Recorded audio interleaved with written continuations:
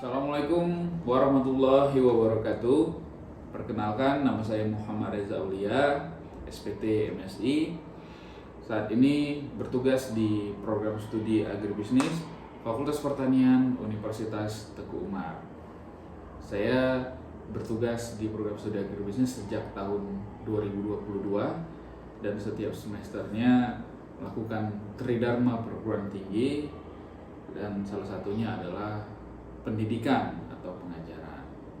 Bidang ilmu saya yaitu manajemen agribisnis dengan konsentrasi kewirausahaan, dan saya diamanahkan untuk mengampu mata kuliah kewirausahaan pada semester ini. Mata kuliah kewirausahaan diberikan untuk penguatan pemahaman konsep kewirausahaan dan menanamkan jiwa entrepreneurship pada kalangan mahasiswa. Selain itu, para mahasiswa diharapkan mampu menyusun rencana bisnis berbasis penyelesaian masalah sekitar. Mata kuliah ini diberi bobot 3 SKS dan terdiri dari 16 pertemuan. Kemudian CPL dari mata kuliah ini, yang pertama, mahasiswa mampu berpikir kritis dalam menyelesaikan permasalahan di bidang agribisnis secara holistik. Kemudian mahasiswa memiliki kemampuan kreativitas, kewirausahaan, dan kepemimpinan pengembangan masyarakat. Adapun CPMK dari mata kuliah ini, yang pertama, melalui pemahaman tentang kewirausahaan dan kemampuan pengkajian masalah, mahasiswa mampu mengimplementasikan kreativitas menjadi inovasi untuk memecahkan masalah yang ada di sekitar. Adapun bahan kajian pada mata kuliah kewirausahaan ini, yang pertama adalah ruang lingkup dan konsep kewirausahaan, rencana dan membangun ide bisnis melalui pendekatan penyelesaian masalah, dasar-dasar pemasaran, dasar-dasar personalia, dan bagaimana tips agar sukses dalam memulai bisnis. Adapun referensi yang digunakan di dalam mata kuliah ini adalah buku-buku terkait kewirausahaan. 2 di antaranya adalah buku yang saya tulis sendiri, buku Kewirausahaan 5.0 ditinjau dari Kepemimpinan dan Adversitas Kewirausahaan. Lalu buku Kompetensi di Era Society 5.0, menyiapkan SDM menghadapi serbuan AI, yang merupakan salah satu atau bagian dari referensi yang ada di mata kuliah kewirausahaan. Kemudian, mata kuliah kewirausahaan ini merupakan mata kuliah yang dibebankan ke prodi untuk memahamkan mahasiswa terkait dengan konsep kewirausahaan dan menanamkan jiwa entrepreneurship di kalangan mahasiswa. Selain itu, para mahasiswa juga diharapkan mampu menyusun rencana bisnis. Tidak hanya sekedar rencana bisnis, tapi juga proposal bisnis yang diharapkan mampu menjadi dasar dalam mewujudkan bisnis di kalangan mahasiswa. Lalu, konsep terkait dengan kewirausahaan ini juga dikaitkan dengan fenomena bisnis yang ada, yang sekarang bisa dilihat di banyak platform, dan mahasiswa juga diharapkan mampu menghitung biaya, menghitung arus kas, hingga menyusun proposal keuangan dari satu bisnis. Media pembelajaran di dalam mata kuliah kewirausahaan yang pertama adalah platform Wadwani Entrepreneurship, kemudian Microsoft Excel, Microsoft Word, Microsoft PowerPoint, dan perangkat keras atau hardware-nya terdiri dari LCD, proyektor, dan laptop. Mata kuliah ini menggunakan pendekatan DIA berbasis Project Based Learning, Delivery Interaction Assessment berbasis project. Dosen menyampaikan materi perkuliahan menggunakan materi yang ada, sumber pustaka terkini dan relevan dengan mata kuliah kewirausahaan.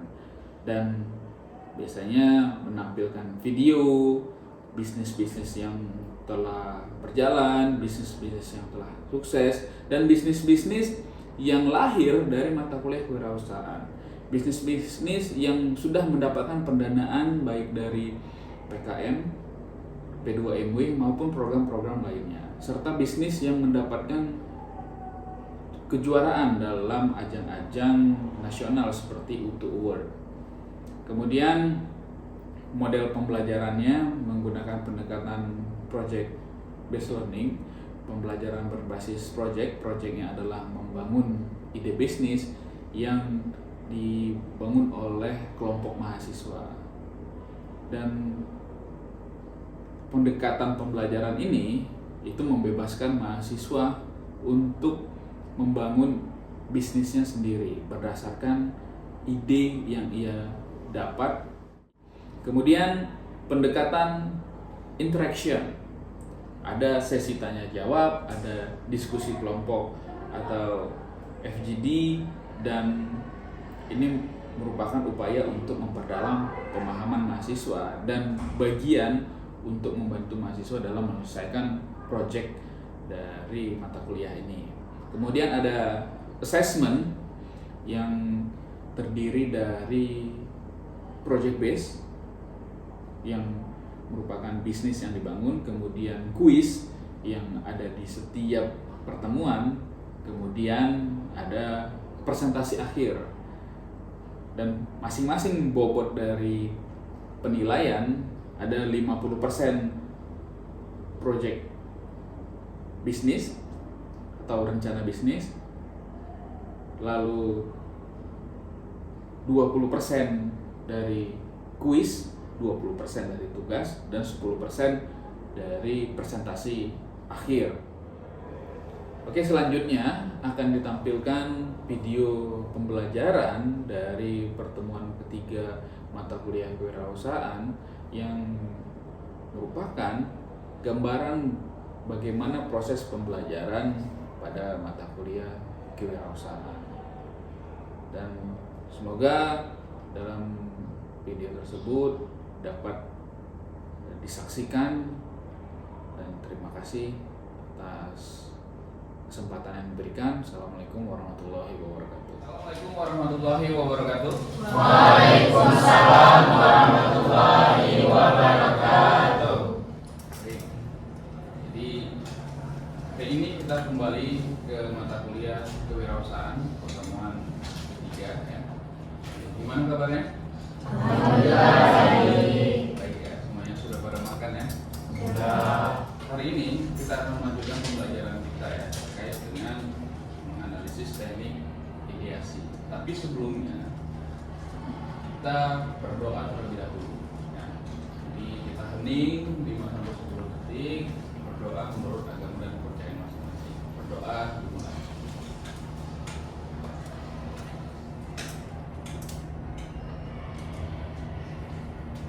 Berdoa selesai. Selanjutnya kita akan membahas tentang capaian pembelajaran. Apa sih yang ingin kita capai di pembelajaran kita hari ini? Nah, yang pertama kita harus bisa menghasilkan ide solusi ya, dari pembelajaran ini. Jadi outputnya, capaiannya adalah menghasilkan ide solusi. Di akhir nanti setiap kelompok harus menjabarkan ide dari satu permasalahan yang ada. Nah, sebelum kita lebih jauh, kita review dulu nih pertemuan sebelumnya. Oke. Siapa yang bisa menjelaskan pertemuan sebelumnya kita membahas tentang apa? Ya, silakan. Jadi pertemuan sebelumnya itu kita membahas tentang identifikasi konsumen dan validasi kebutuhan. Yang pertama ada mengidentifikasi kelompok konsumen, yang kedua ada memahami jobs to be done kelompok konsumen, yang ketiga ada mengembangkan profil ideal konsumen, dan yang terakhir melakukan dalam validasi konsumen. Baik, benar sekali ya Nuria. Kita beri tepuk tangan. Itu materi kita sebelumnya ya, ada dibahas terkait dengan jobs to be done. Siapa yang tahu jobs to be done itu apa? Ya, silakan Maifi. Job studi itu adalah kerjaan yang ingin dilakukan konsumen. Bagaimana kita sebagai produsen membantu konsumen dalam menyelesaikan pekerjaannya. Ya benar ya Maifi ya, silakan kita.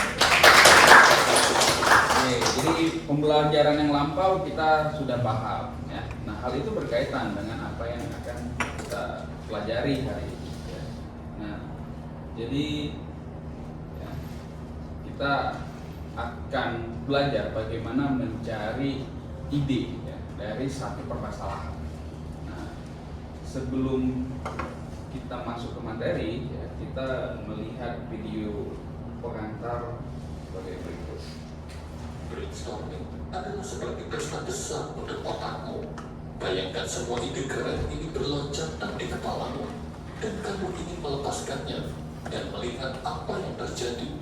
Atau dirimu sedang mengalami kesulitan dengan isu atau masalah. Jadi itu pengantar terkait dengan materi kita hari ini. Semuanya terkait dengan ide, bagaimana menghasilkan ide, gitu ya. Nah, lalu kita akan melanjutkan dengan kuis ya. Karena sebelumnya saya juga sudah membagikan materi di Adlink ya, dan sudah bisa diakses dari 2 hari yang lalu.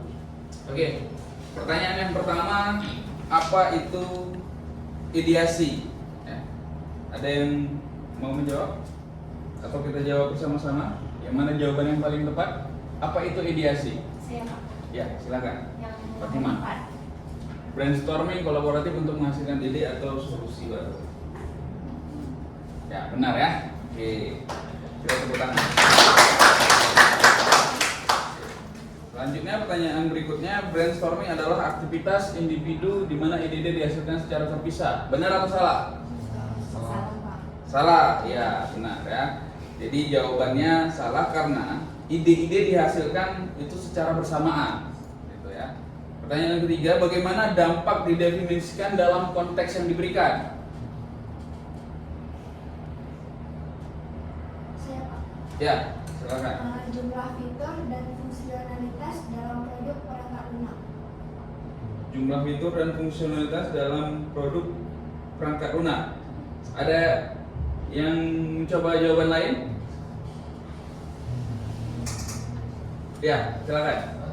Silakan. Pengaruh produk, layanan atau tindakan pada penggunaan atau komoditas. Oke, kita coba yang ini ya. Ya, benar. Keduanya sudah mencoba. Oke, kita lanjutkan pertanyaan keempat. Apa saja beberapa teknik ideasi? Ada yang mau jawab? Nah, ini kan mudah kan? Silakan. Anda? Brainstorming, scamper, dan design thinking. Oke, benar ya. Selanjutnya pertanyaan terakhir ya, yang kelima. Proses menciptakan produk atau layanan baru atau yang ditingkatkan untuk memenuhi kebutuhan pelanggan atau permintaan pasar disebut inovasi produk, benar atau salah? Nah, oke, semua sepakat ya, benar. Tepuk tangan untuk kita. Oke, selanjutnya kita akan memahami ragam teknik ideasi. Ya. Nah, jadi apakah ide dari solusi itu penting atau tidak? Nah, tentu itu penting, ya, karena setiap permasalahan kita harus punya ide untuk menyelesaikan bagaimana caranya. Nah, dan mengapa itu penting? Mengapa itu penting?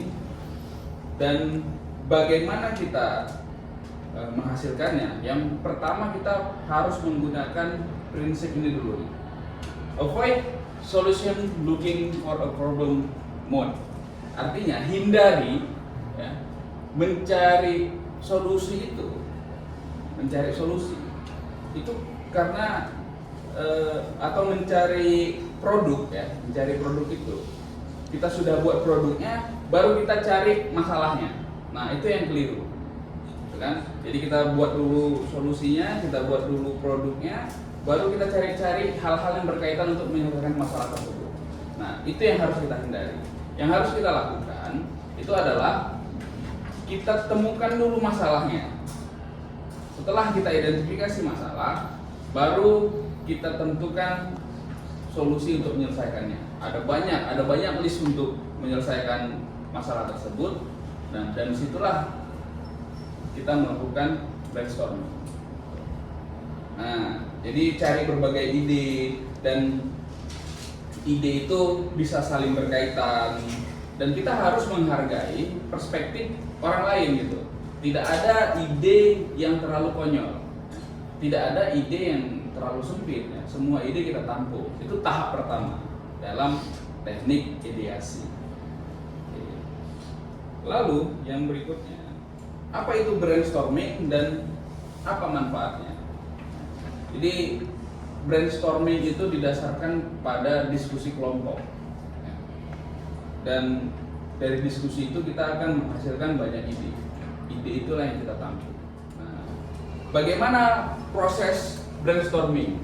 Nah, yang pertama kita tentukan dulu masalahnya. Ya. Dari masalah itu kita susun orang-orang yang berdiskusi, ya, tentu anggota-anggota kelompok.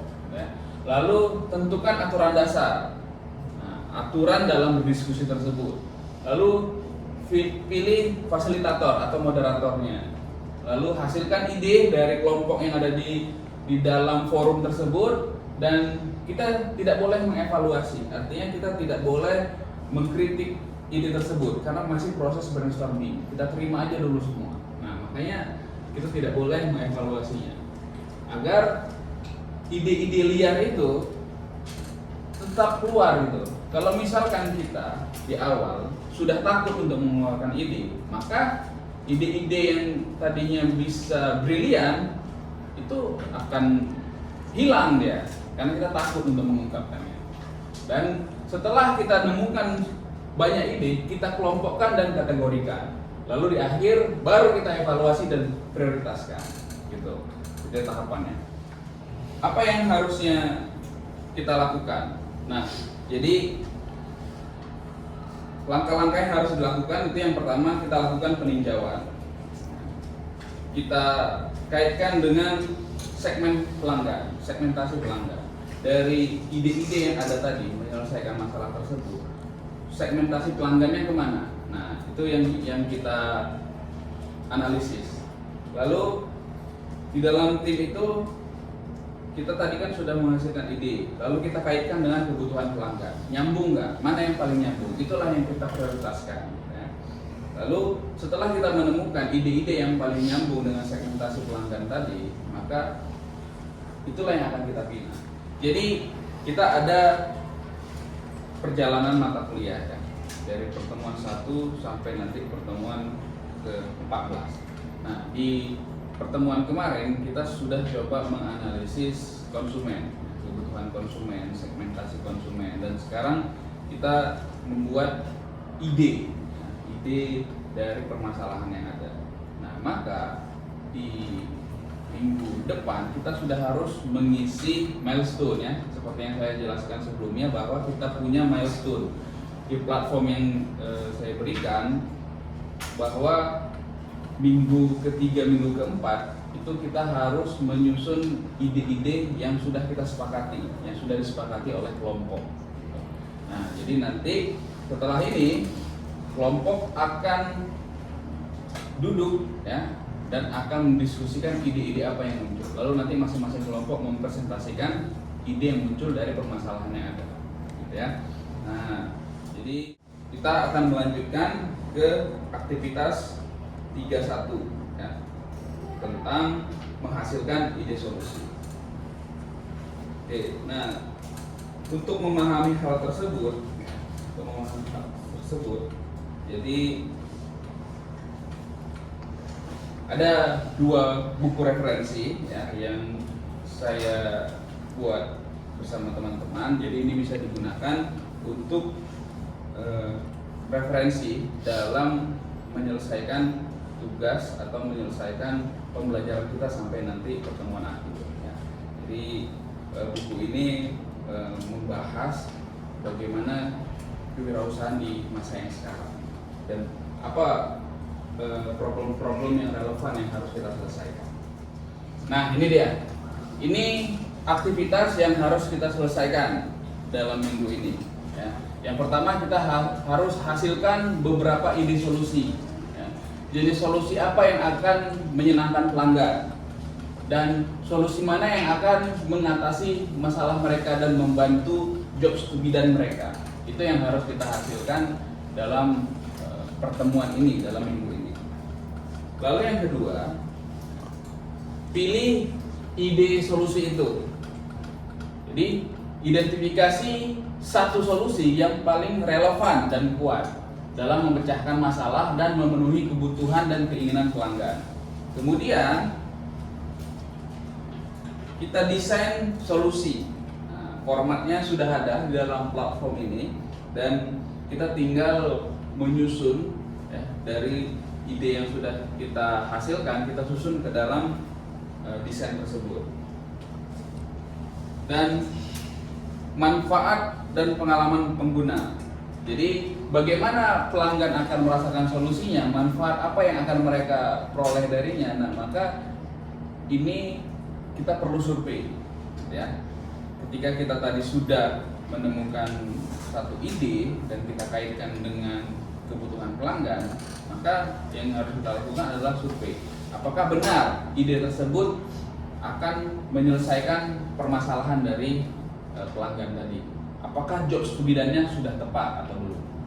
Nah, ini aktivitas yang harus kita lakukan di dalam pertemuan kali ini. Maka silahkan dibagi ya, kelompok masing-masing, ambil posisinya masing-masing dan silahkan berdiskusi. Nanti masing-masing kelompok mempresentasikan hasil dari diskusinya. Selanjutnya kita akan absensi terlebih dahulu ya. Nah, seperti biasa absensi itu ada di tengah-tengah pembelajaran ya.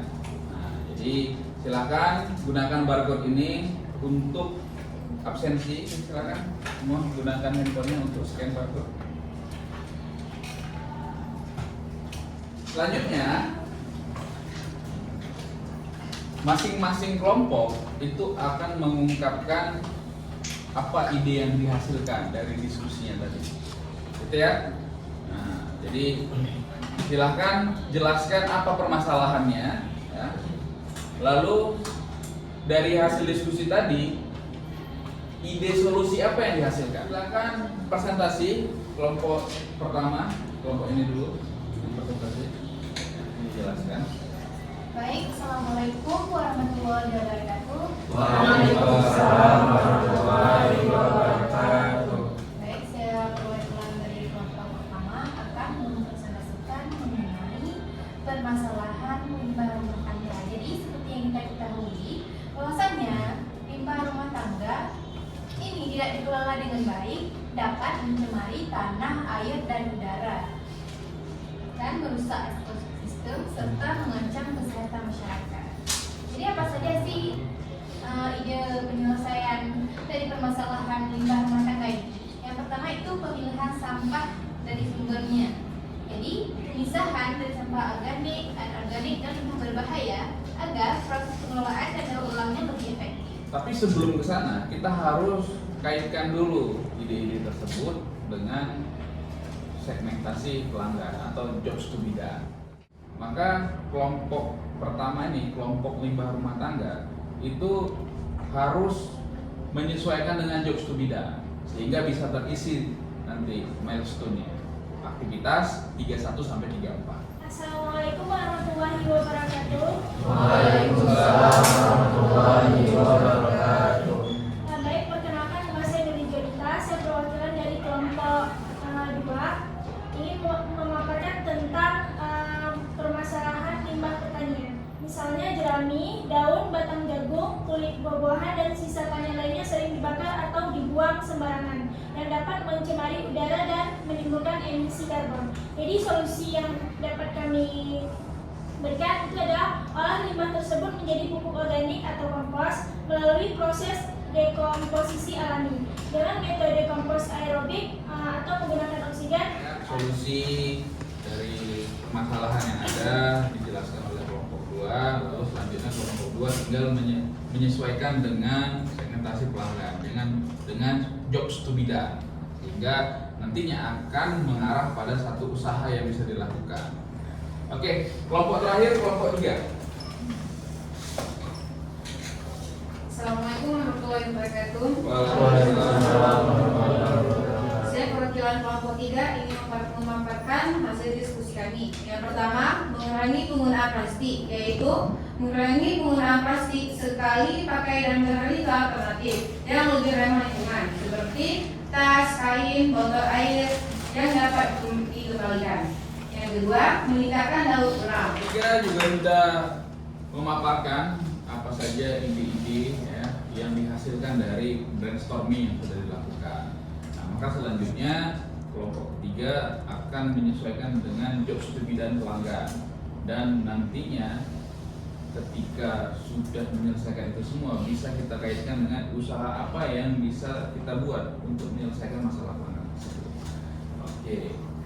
Baik, terima kasih ya, semua kelompok sudah berpartisipasi, sudah menyelesaikan seluruh apa yang diminta untuk hari ini. Oke, selanjutnya satu orang mahasiswa saya minta untuk menyampaikan kesimpulan dari pembelajaran kita hari ini. Siapa? Ada yang mau? Ya, silakan.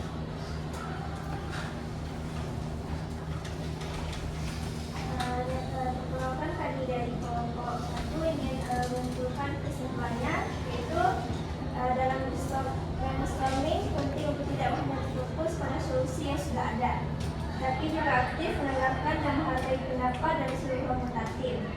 Dengan demikian, brainstorming menjadi proses kolaboratif yang efektif, memanfaatkan beragam pendapat untuk menghasilkan solusi inovatif dan lebih baik.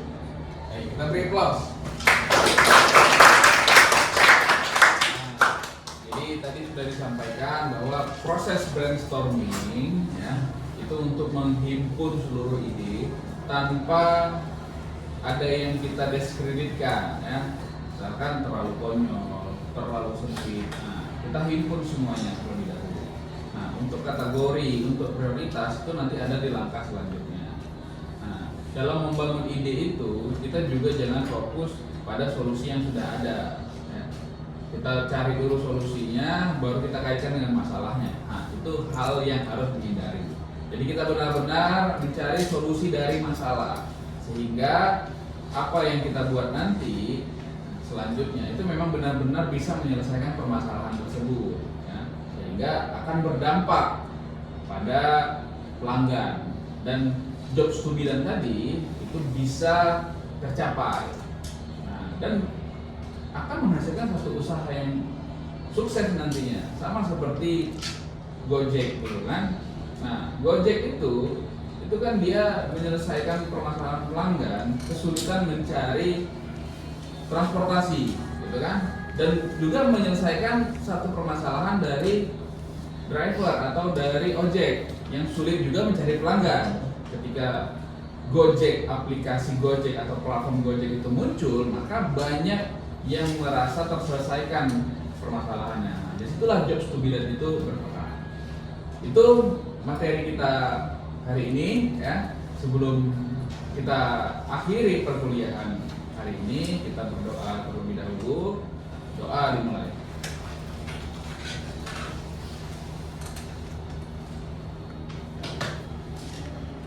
Doa selesai. Baik. Jadi kita tadi sudah menyimpulkan ya materi kita hari ini. Semoga bermanfaat dan tetap harus melaksanakan tugas selanjutnya ya di platform yang harus diselesaikan sampai minggu depan. Terima kasih atas antusiasnya hari ini, terima kasih atas partisipasinya, atas kehadirannya, dan minggu depan kita akan bertemu kembali dengan materi berikutnya di pertemuan keempat. Sekian, assalamualaikum warahmatullahi wabarakatuh. Waalaikumsalam warahmatullahi wabarakatuh.